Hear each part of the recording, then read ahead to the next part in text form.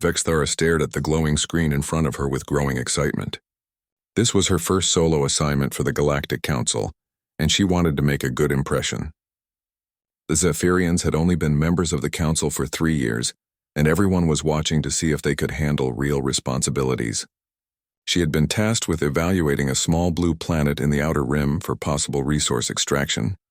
The planet was called Earth by its inhabitants, and it orbited a young yellow star. Vexthara activated her deep space scanners and began collecting data about the dominant species. The readings that came back made her laugh out loud. These creatures called themselves humans, and they were absolutely primitive. Her scanners showed flying machines made of metal and fabric that moved slower than a Zephyrian child could run. Their cities were small and dark, with no energy shields or protective barriers. Most amusing of all, their weapons appeared to be simple metal tubes that fired small projectiles using chemical explosions. Vexthara had seen more advanced technology in council museums. She began typing her report with confidence. Species designation human, she wrote. Primitive fractured civilization with no unified government. Military capability minimal, limited to basic projectile weapons and slow atmospheric aircraft. Technological advancement laughably outdated, estimated to be several thousand years behind council standard. Recommendation immediate conquest for resource extraction.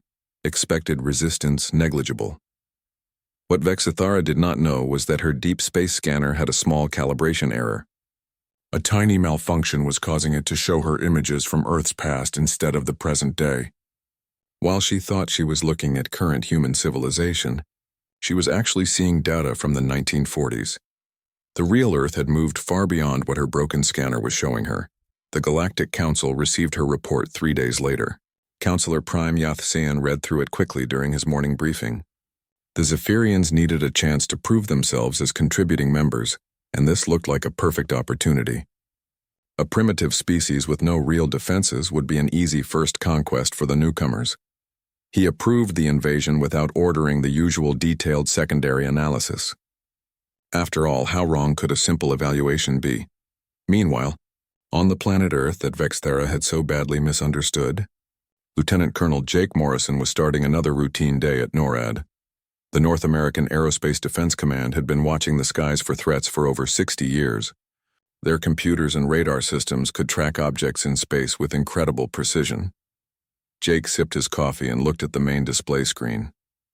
Dozens of satellites moved in predictable patterns around Earth, while commercial aircraft followed their assigned flight paths. It was a quiet Tuesday morning and nothing seemed unusual. His job was to watch for missiles or aircraft that might threaten North America, but most days were peaceful. That changed at exactly 9:15 in the morning when Sergeant Davis called out from his monitoring station. "Jake, you need to see this," Davis said with worry in his voice. "I'm picking up 5 objects approaching from high altitude, but they're not following any known flight pattern." Jake walked over to Davis's station and looked at the radar display. 5 bright dots were moving toward Earth from space at incredible speed. They were definitely not meteors because meteors did not change direction. They were also not any kind of satellite or space debris that Jake had ever seen. "Contact the Air Force immediately," Jake ordered. "Get fighters in the air right now." Unknown aircraft approaching North American airspace without permission. Captain Lisa Chen was sitting in her F-35 Lightning II fighter jet at Andrews Air Force Base when the scramble order came through her radio. "All pilots to aircraft immediately," the voice said. "Unidentified bogies approaching from space. This is not a drill." Lisa ran to her plane and climbed into the cockpit. Her hands moved automatically through the startup procedures she had practiced thousands of times. The F-35 was one of the most advanced fighter aircraft ever built. It could track multiple targets at once, fly faster than the speed of sound, and carry enough weapons to destroy a small army. She took off with 3 other fighters and climbed rapidly toward the approaching objects. Her radar showed the bogies clearly now, and what she saw made no sense. The objects were definitely artificial, but they were flying in a straight line formation like aircraft from old war movies. Lisa had trained to fight against the most advanced enemy fighters in the world. She knew how modern aircraft moved and fought. These objects were flying like someone had learned about air combat from history books. They made no attempt to use advanced tactics or evasive maneuvers. "Command, this is Eagle 1, Lisa reported over her radio. "I have visual contact with the bogies, and they are definitely not terrestrial. Repeat, these are not human aircraft, but their flight pattern is strangely predictable. The Zephyrian scout ships had been designed to handle the primitive aircraft that Vex Thara's scanner had shown them. Their shields could deflect simple metal bullets, and their weapons could easily destroy slow-moving propeller planes. The pilots were confident that any resistance from the local inhabitants would be minimal. What they encountered instead was Lisa Chen and her squadron of F-35 fighters armed with heat-seeking missiles and advanced targeting computers. The Zephyrian scouts had energy shields, but they were calibrated for the wrong kind of threat entirely. Lisa locked onto the lead bogey with her missiles and fired. The heat-seeking warhead tracked the alien ship's engine emissions and struck it directly. The Zephyrian pilot had no idea what had hit him. His shields, designed to stop metal bullets, provided no protection against an explosive warhead traveling at supersonic speed. The alien ship exploded in a bright flash of light and debris. Lisa immediately targeted the second ship while her wingmen engaged the others. Within 2 minutes, 3 of the 5 Zephyrian scouts had been completely destroyed.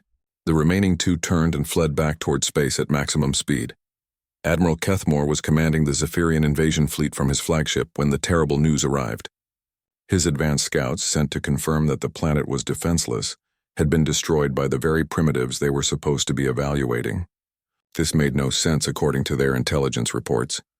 The humans were supposed to be using simple aircraft that moved slowly and carried basic weapons. Instead, they had somehow deployed advanced fighters that could travel at incredible speeds and fire guided missiles. How had Vex Thara missed such obvious military capabilities? Kethmore stared at the tactical display showing the wreckage of his scout ships. His first military command was turning into a disaster before it had even properly begun. He would have to report this failure to the Council and request new intelligence data immediately. Back on Earth, Jake Morrison was coordinating with military leaders around the world as more Zephyrian ships appeared on long-range sensors. Whatever had just happened was clearly only the beginning. Humanity was about to face its first contact with alien life, and those aliens had just attacked without warning. The species that Vex Thara had dismissed as primitive and defenseless was about to show the Galactic Council exactly how wrong first impressions could be. Dr. Amanda Rodriguez had been sleeping peacefully when her emergency phone started ringing at 3 a.m. As head of the Emergency Scientific Advisory Committee, she was used to late-night calls, but this one was different. The voice on the other end was President Helen Carter herself, and she sounded worried. "Amanda, we need you at the Pentagon immediately," the president said. "We have a situation that requires your expertise. I cannot discuss details over the phone, but please bring everything you have on theoretical alien contact protocols."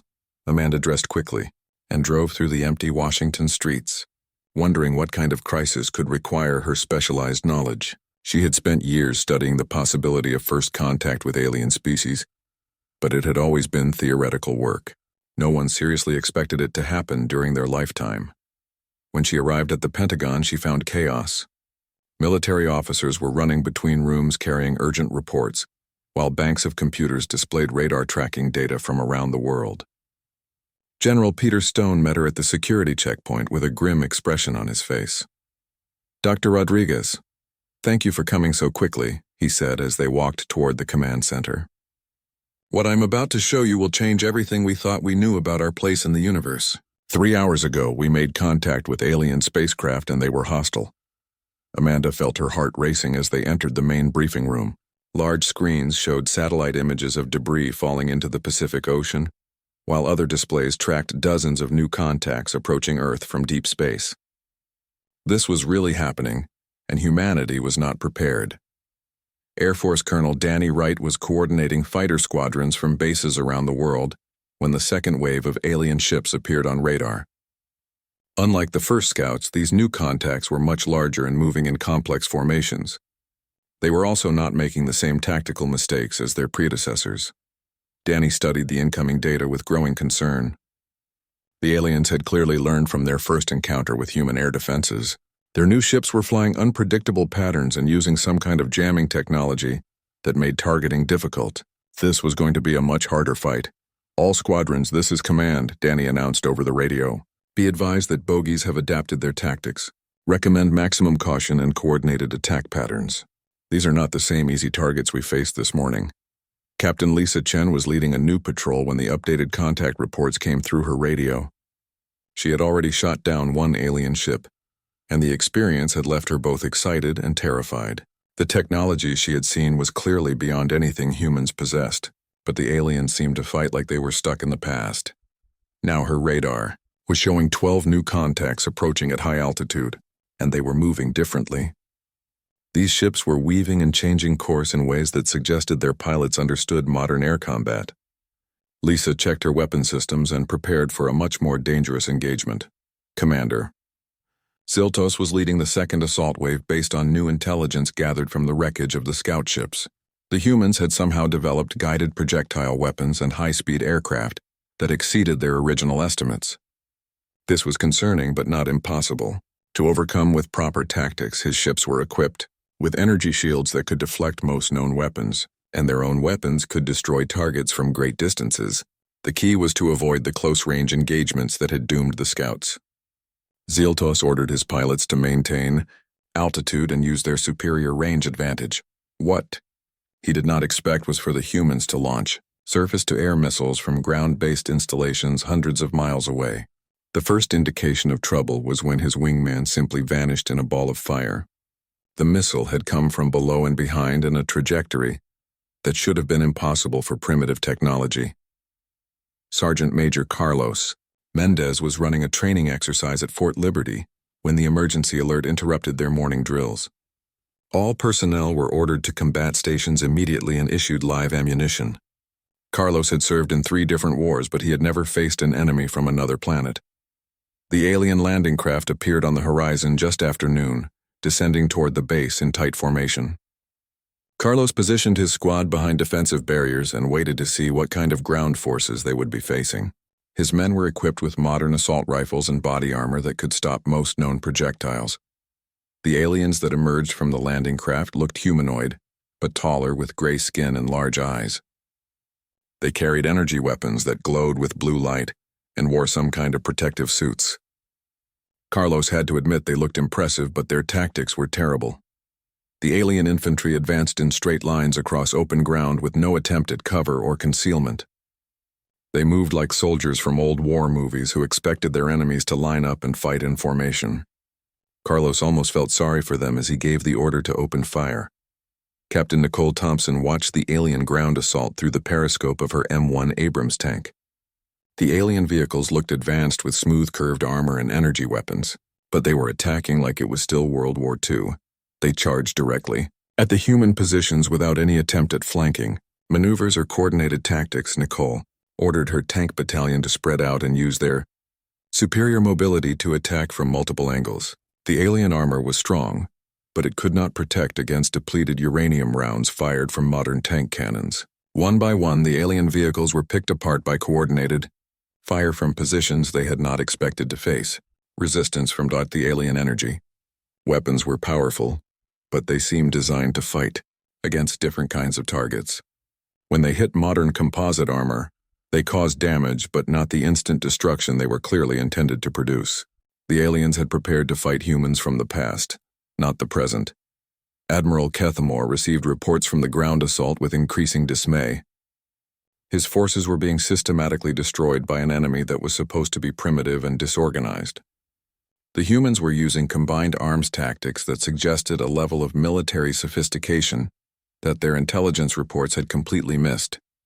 Even worse, the humans seemed to have global communication systems that allowed them to coordinate attacks across their entire planet. His ships were being engaged simultaneously by forces from multiple continents using weapons and tactics that should not have existed. According to their data, Kethamore realized he was facing a complete intelligence failure. Someone had provided the Council with completely wrong information about human capabilities, and now his invasion force was paying the price. He needed to request immediate reinforcements and updated intelligence before the situation became even worse. Dr. Amanda Rodriguez was analyzing captured alien technology in a secure laboratory when she made a disturbing discovery. The alien weapons and equipment were clearly advanced, but they were also designed to fight against much more primitive opponents. Everything from their shields to their tactical systems assumed they would face enemies using 20th century technology. This suggested that someone had given the aliens completely wrong information about human capabilities. The question was whether this was an intelligence failure on their part, or whether they simply had not bothered to gather current data before launching their attack. Either way, it meant the aliens would likely return with better preparation once they realized their mistake. Counselor Prime Yathsian was enjoying his morning meditation when the emergency alarms began screaming throughout the council chambers. He had been looking forward to a peaceful day reviewing trade agreements, but the urgent messages flooding his communication system told a very different story. Something had gone terribly wrong with the Zephyrian operation in the Sol system. Senior Analyst Cornwell burst into his office carrying a datapad filled with battlefield reports that made no sense. The humans were supposed to be a primitive species with basic technology, but the tactical data showed something completely different. They were using coordinated global defense networks, electromagnetic pulse weapons, and spacecraft that should not have existed according to their intelligence files. Counselor Prime, "We have a serious problem," Cornwell said with panic in his voice. "The Zephyrian invasion force is being systematically destroyed by the target species. Their casualty reports show losses that should be impossible against a primitive civilization. Either our intelligence was completely wrong or these humans have somehow advanced centuries in just a few years." Yathsian read through the reports with growing horror. Zephyrian ships equipped with advanced energy shields were being destroyed by human missiles. Ground forces with superior technology were being outfought by human infantry, using tactics the Council had never encountered. Most disturbing of all, the humans seemed to have been preparing for exactly this kind of invasion. Meanwhile, on Earth, President Helen Carter was addressing an emergency joint session of Congress that had been hastily converted into a war council. Representatives from both parties sat together in the packed chamber, while military advisors provided constant updates on the global situation. The normal political divisions seemed insignificant compared to the threat from space. "Ladies and gentlemen," President Carter began, "we are no longer alone in the universe, and our visitors did not come in peace.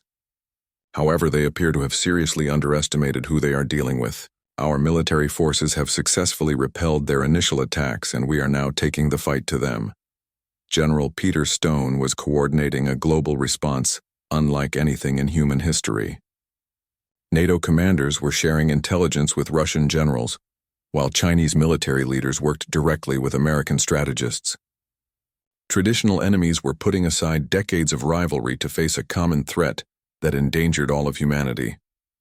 The speed of human cooperation was something the aliens had not anticipated in their planning.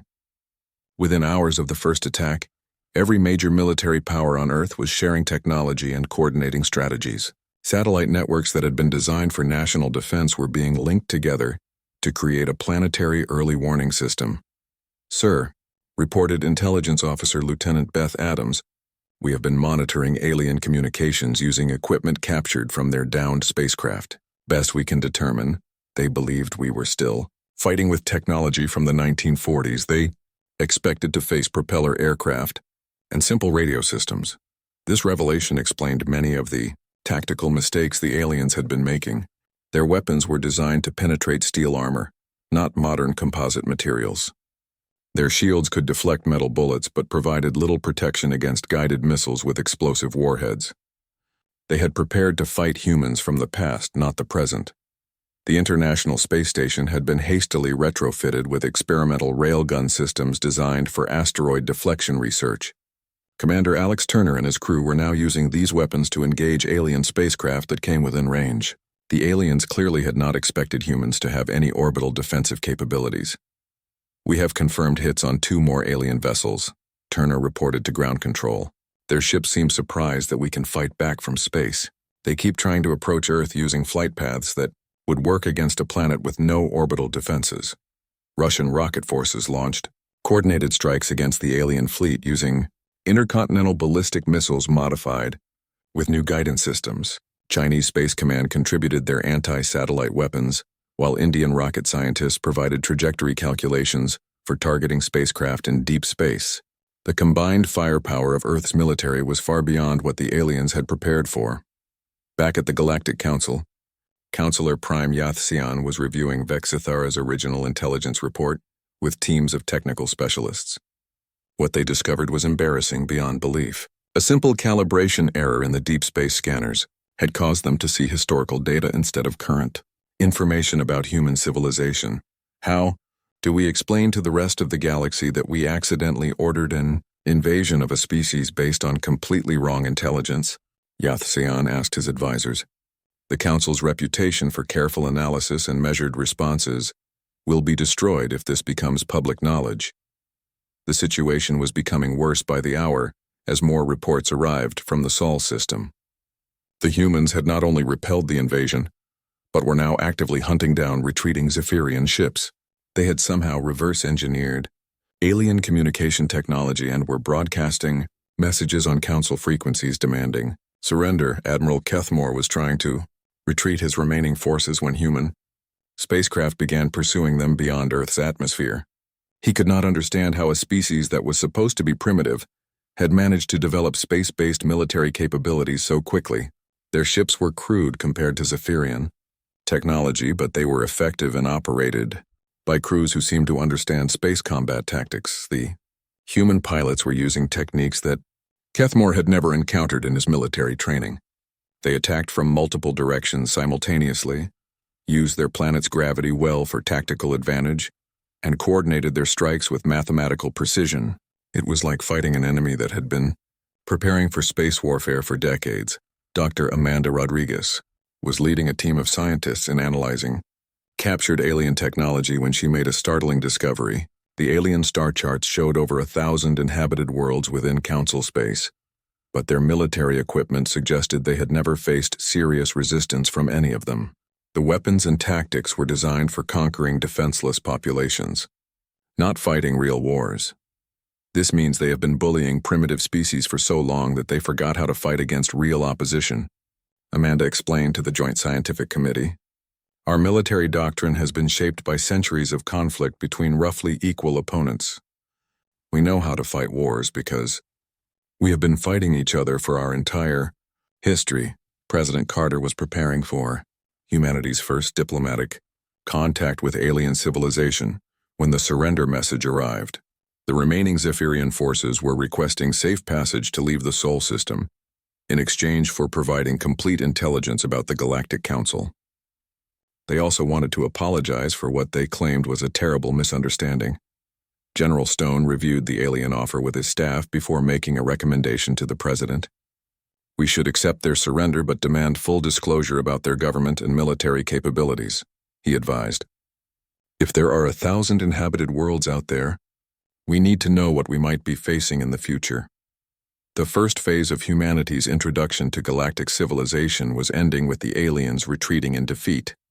But everyone understood this was just the beginning of a much larger challenge. Earth had proven it could defend itself against unprepared attackers. But the real test would come when the aliens returned with better intelligence and proper preparation.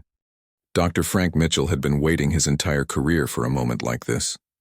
As head of NASA's Rapid Response Division, he had always known that space exploration might one day become space warfare. Now that day had arrived, and humanity needed to take the fight directly to the alien fleet before they could regroup and return with better preparation. The conference room at NASA headquarters was packed with astronauts, military officers, and engineers from around the world. Every space agency on Earth had contributed their best people and equipment for the most ambitious mission in human history. They were going to launch a coordinated strike against the retreating alien forces using every available spacecraft. The beauty of our plan, Frank explained to the assembled team, is that the aliens still think we are primitive. They expect us to defend our planet, but they have no idea we have been preparing for offensive space operations for decades. Every Mars mission, every asteroid mining project, every orbital construction program has taught us how to fight in space, Commander.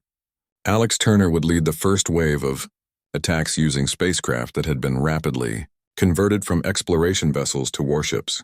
His ship had originally been designed for deep space research but now carried enough firepower to destroy a city. The aliens had no experience fighting opponents who could bring the battle to them in their own territory. The retrofitted human ships were crude compared to alien technology, but they had advantages the enemy did not expect. Human pilots had been trained to handle mechanical failures, radiation exposure, and life support emergencies that would disable alien crews. They also understood that space combat required different tactics than atmospheric flying. Target acquired reported weapons officer Lieutenant Grace Foster from the lead ship. The alien formation is maintaining predictable flight patterns, and their energy shields appear to be calibrated for different threats than what we are carrying. Recommend immediate engagement while we have tactical advantage. The Zephyrian fleet was arranged in what Admiral Kethmore considered a defensive formation that had never failed against primitive opponents. His ships were positioned to provide overlapping fields of fire, while their shields created an energy barrier that could deflect most known weapons. Unfortunately for him, humans had developed tactics specifically for fighting enemies with superior technology. The human attack came from 6 different directions, simultaneously using techniques that the alien Admiral had never encountered. Instead of charging directly at the alien ships like every other species the Council had conquered, the humans used their planet's gravity well to slingshot around Earth and approach from unexpected angles. Commander Alex Turner led his squadron in a complex maneuver that brought them up from below the alien formation, while other human ships attacked from the sides and above.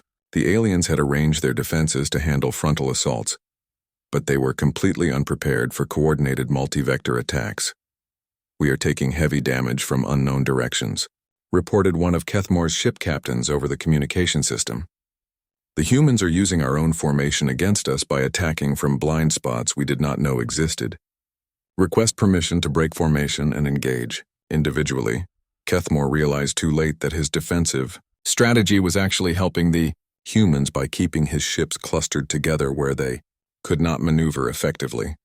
These primitive beings had somehow developed space combat doctrine that was more advanced than anything in Council military training.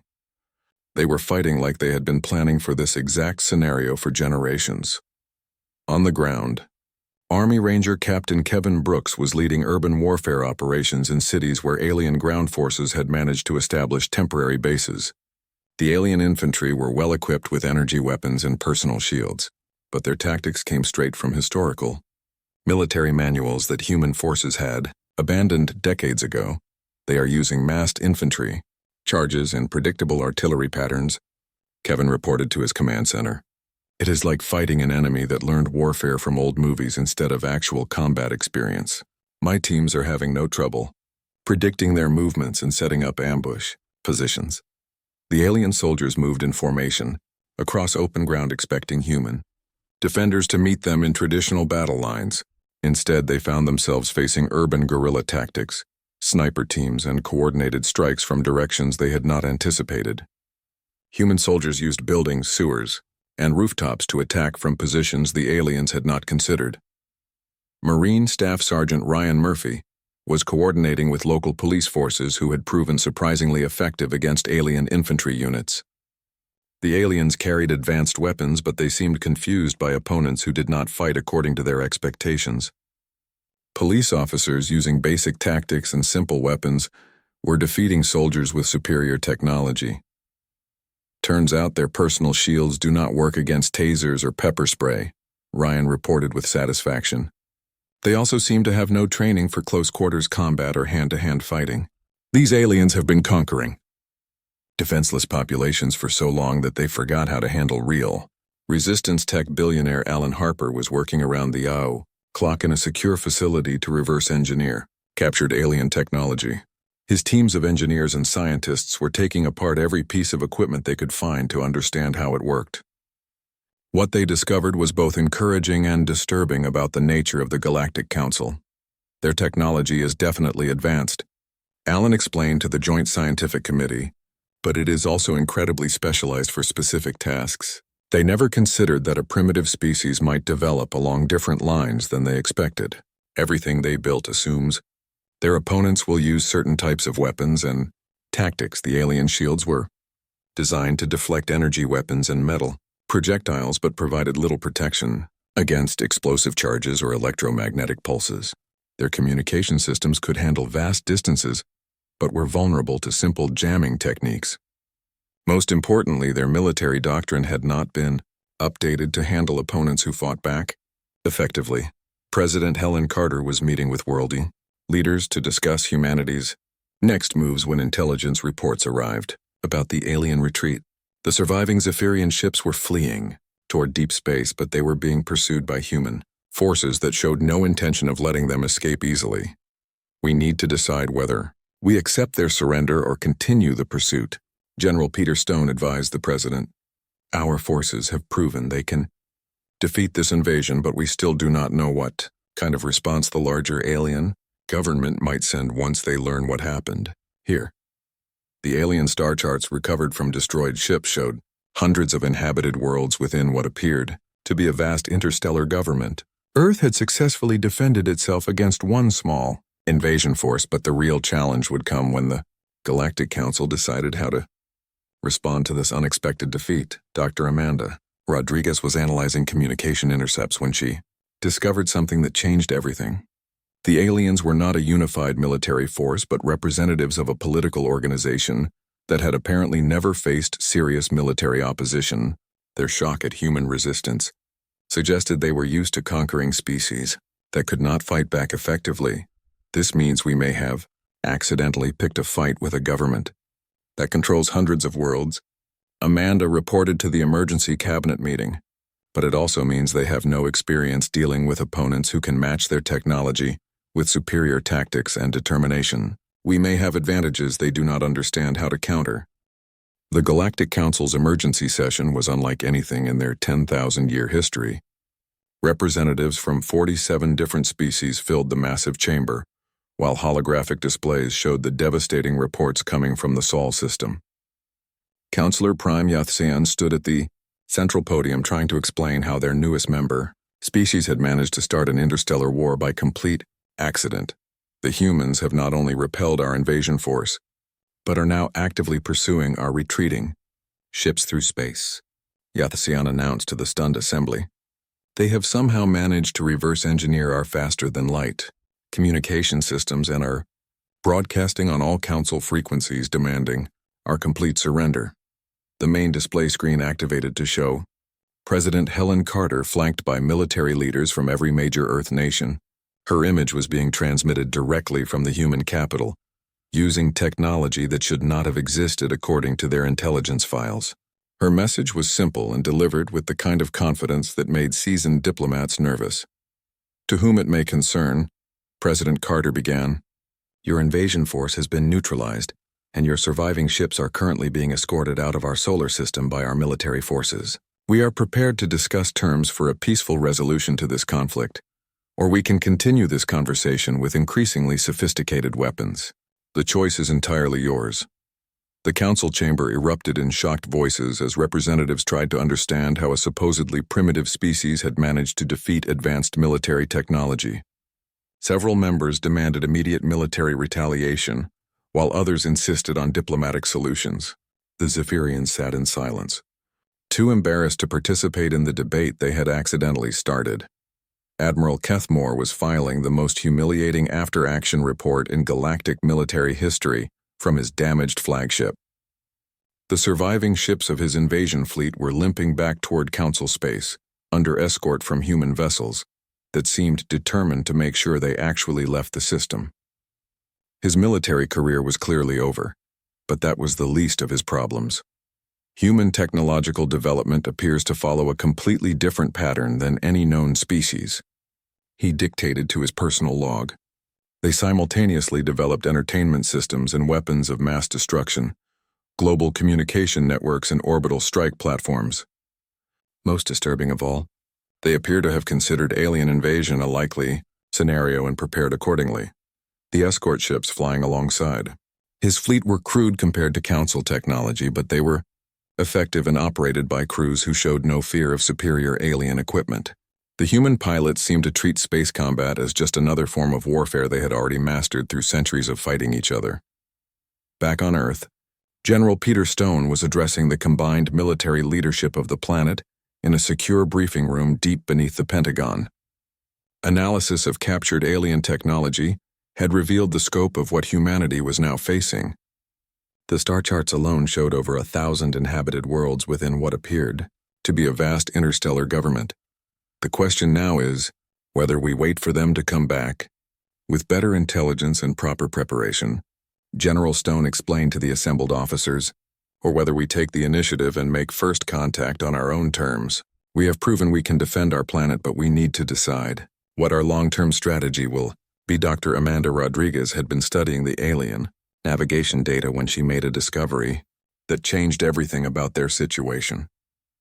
According to the technical specifications of Council ships, faster-than-light travel was possible, but required specific routes between star systems. More importantly, the aliens seemed to have no experience with species that could threaten them militarily. Based on their military equipment and tactics, Amanda reported to the Emergency Scientific Committee, "I do not believe any of the Council species have ever faced real military opposition. Their weapons and strategies are designed for conquering defenseless populations, not fighting actual wars against determined opponents." This revelation explained why the alien invasion had failed so completely. The Galactic Council had become accustomed to overwhelming primitive species with superior technology. They had never developed effective military doctrine because they had never needed to fight against opponents who could match their advantages with superior tactics and preparation. Ambassador Patricia Walsh was chosen to lead humanity's first diplomatic mission to the Galactic Council chambers. She would travel aboard one of Earth's most advanced warships, accompanied by a full military escort to make sure the aliens understood that humans were negotiating from a position of strength rather than weakness. The journey to Council space took 3 weeks using coordinates provided by the surrendering Zephyrian forces.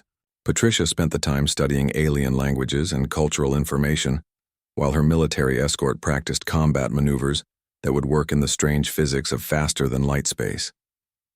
They were representing not just their planet, but their entire species. When the human delegation arrived at the Council chambers, they found a government in complete chaos. The news of their defeat had spread throughout Council space, and dozens of member species were demanding explanations. Some wanted immediate retaliation against Earth, while others were questioning whether the Council's expansion policies were ethical. Counselor Prime, Yathsian, met the human delegation in his private office before the formal session began. He looked exhausted and defeated as he tried to explain how a simple sensor malfunction had led to such a massive diplomatic disaster. The Council had built their reputation on careful analysis and measured responses, but now they looked incompetent. Ambassador Walsh, "I want to begin by offering the sincere apologies of the entire Galactic Council," Yathsian said with obvious embarrassment. "What happened to your world was the result of faulty intelligence and poor decision-making on our part. We had no right to authorize an invasion based on such inadequate information." Patricia listened to his explanation with professional courtesy, but her response made it clear that humanity would not be easily dismissed or ignored. The Council had made the mistake of attacking a species that was fully capable of defending itself, and now they would have to deal with the consequences of that decision. The formal Council session that followed was unprecedented in galactic history. For the first time ever, a species that had been targeted for conquest was sitting at the negotiating table as equals rather than as defeated subjects. The human delegation presented their terms for peaceful coexistence with quiet confidence. "We are willing to forgive this attack as a misunderstanding," Ambassador Walsh announced to the assembled Council, "but we require full disclosure about your government structure, military capabilities, and expansion policies. We also want immediate membership in this Council with full voting rights and veto power over any future military actions." The Council had never faced demands from a species they had tried to conquer. Usually, their targets were completely defeated and absorbed into Council territory without any negotiation. The humans were offering to join their organization, but only as equal partners, rather than as conquered subjects. Counselor Prime, Yathsian realized that his government had accidentally discovered something remarkable. Here was a species that combined advanced technology with military effectiveness and diplomatic sophistication. They could become valuable allies if the Council was willing to treat them with respect rather than as targets for expansion. The final agreement established Earth as a full member of the Galactic Council with special status as a military consultant. Human tactical doctrine would be studied and adopted by Council forces, while Earth's defense systems would be upgraded with Council technology. Most importantly, no future expansion would be authorized without thorough intelligence gathering and diplomatic contact first. As the human delegation prepared to return to Earth, they carried with them star charts showing hundreds of inhabited worlds and technology that would advance human civilization by centuries. They had successfully transformed a hostile first contact into the beginning of a partnership that would benefit both humanity and the galaxy. The final entry in Counselor Prime, Yathsian's official log, summarized the entire situation with embarrassed honesty. Note for future reference, he wrote. When assessing a species for potential membership or conquest, ensure all sensor equipment is properly calibrated. Also note that humans appear to be the first species in galactic history to develop military doctrine specifically for fighting aliens they had never met. This level of paranoid preparedness may actually make them ideal council material. Earth's new motto for interstellar relations became "Speak softly and carry a really big space gun."